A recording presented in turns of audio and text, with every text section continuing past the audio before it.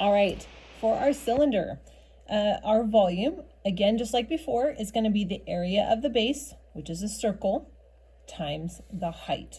Okay, so volume, area of the base, which is a circle, right? With r, we know the area is pi times r squared.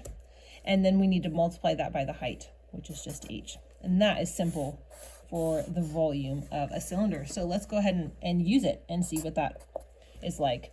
Okay, I'm gonna go ahead and copy down my formula. And now I need to label. I need r and I need h. So r is the halfway distance. I'm given r, which is great, no extra math. So I'm gonna label that as r. And then this height of the cylinder here, that's 5. So I'm gonna label that as h. Now I can go ahead and substitute. Okay, just like always, pi is 3.14. R is 8 squared, and h is 5. Okay, my order of operations tells me I have to do exponents first before I do anything else. So 8 squared equals 8 times 8, which is 64. So I'm going to do 3.14 times 64 times 5. Okay, now multiplication I can do in any order, which is great.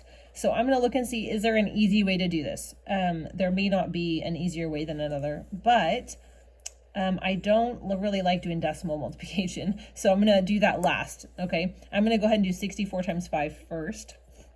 So 64 times 5 is, 4 times 5 is 20, carry the 2, 6 times 5 is 30, plus 2 is 32. Okay, so now I've got 3.14 times 320.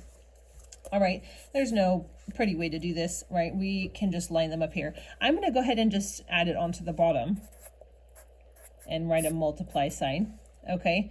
It's two separate problems. I'm just going to stack it up here so it's convenient. 4 times 0 is 0. 4 times 2 is 8. 4 times 3 is 12. Now I'm done with the 4. I'm going to go to the second row. 1 times 0 is 0. 1 times 2 is 2. 1 times 3 is 3.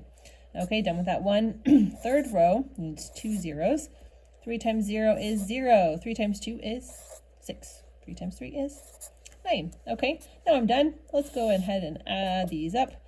0, 8. 2 plus 2 is 4. 6 plus 3 is 9, plus 1 is 10.